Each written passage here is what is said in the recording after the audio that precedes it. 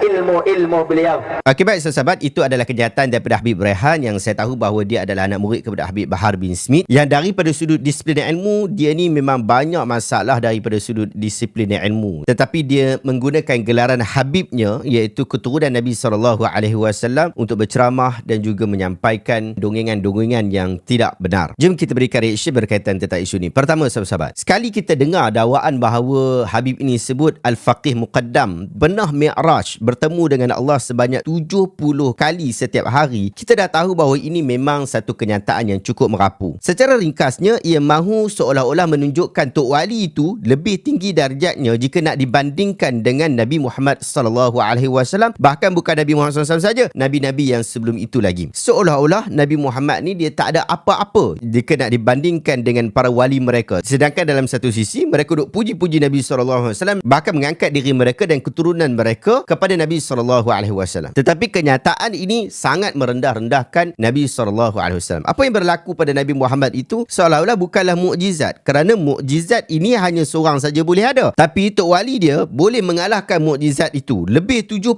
kali. Kalau Nabi SAW sekali saja, dia sampai 70 kali. Sahabat-sahabat, kita dilarang untuk terima semua perkara yang kita dengar. Apatah lagi cerita-cerita pelik, cerita-cerita merapu seperti ini, dongengan-dongengan yang merapu seperti ini. Inilah disiplin kita yang diajarkan oleh agama kita. Allah Ta'ala sebut di dalam surah Al-Isra ayat 36. Ba'da a'udzubillahi minasyaitonir rajim wa la taqfu ma laysa laka bihi 'ilm inna sam'a wal basara wal fuad kullu ulaika kana 'anhu mas'ula. Jangan kamu sebut sesuatu perkara yang kamu tidak ketahui, kerana pendengaran, penglihatan dan jantung hati kamu semua itu akan dipersoalkan oleh Allah. Jadi apabila kita mendengar sesuatu, kita kena hati-hati dahulu sebelum kita nak percaya. Kerana ayat 36 surah Al-Isra ini telah melarang kita daripada terus percaya. Bahkan dia perlu digabungkan dengan hadis Nabi SAW, da' ma yaribuka ila ma la yaribuka fa inna sidqa tama'ninah wa innal kadhib ribah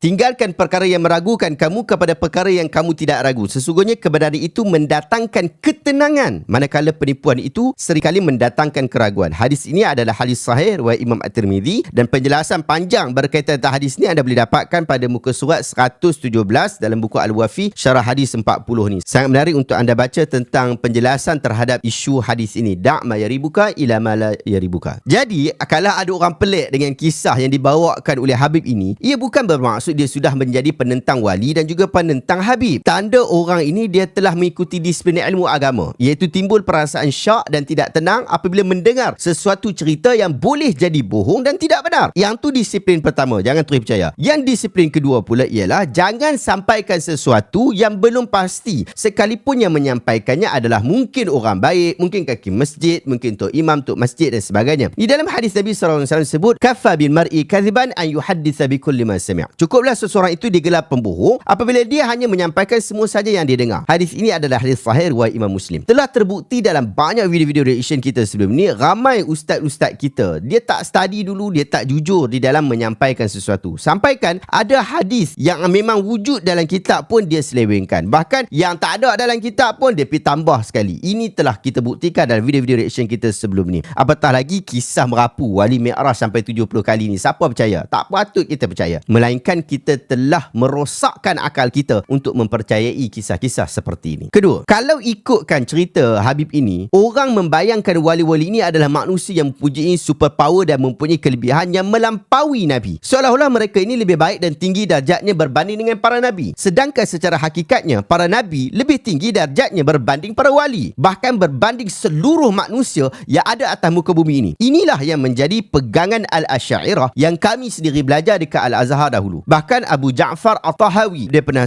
rekodkan satu disiplin yang tegas di dalam kitab akidah beliau. Dia kata, Abu Ja'far At-Tahawi berkata, wala nufassil ahadan minal awliya ala ahadin minal anbiya alaihimussalam wa naqul nabiyyu wahidun afdalu min jami'il awliya. Kami tidak melebihkan seorang wali daripada para nabi. Justru itu kami mengatakan bahawa seorang nabi itu saja lebih mulia daripada semua para wali. Anda boleh rujuk dalam matan Aqidah At-Tahawiyah. Oleh itu, kita tak boleh percaya kisah-kisah yang menunjukkan wali ini lebih berbanding para nabi. Apatah lagi bila kisah-kisah itu seolah-olah menentang keutuhan wahyu seperti kisah ini. Imam Asy-Syaukani rahimahullah disebut dalam kitab Qatrul Wali ala Hadithul Wali, mereka yang dihitung sebagai wali Allah mestilah beriman kepada Allah SWT, malaikatnya, kitab yang diturunkannya, para rasul dan takdir yang baik dan buruk seperti yang diperintahkan oleh Allah SWT.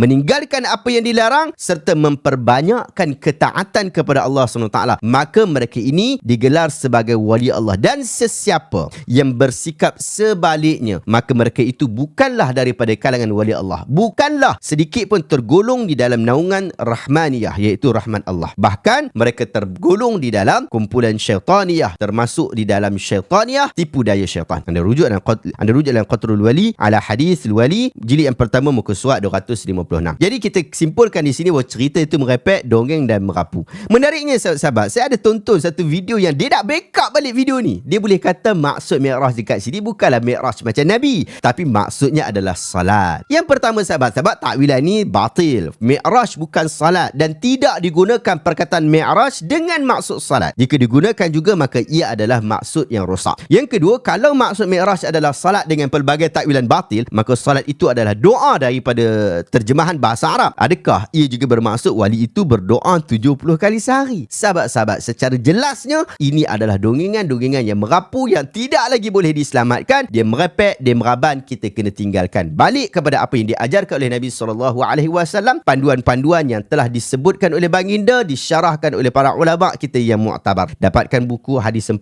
syarah oleh Imam Dr. Mustafa Di Al-Bura dan Dr. Muhyiddin Mistu yang kita telah terjemahkan. Saya letakkan link dekat bawah. Dapatkan hari ini juga sahabat-sahabat. Ini adalah panduan yang sangat-sangat penting supaya kita tidak merapu, merepek, meraban dan kita merujuk kepada panduan-panduan yang telah diberikan oleh para ulama kita. Wallahu ta'ala alam sahabat-sahabat. Jumpa lagi dalam video reaction seterusnya. Assalamualaikum warahmatullahi wabarakatuh. Sahih Bukhari sahabat-sahabat.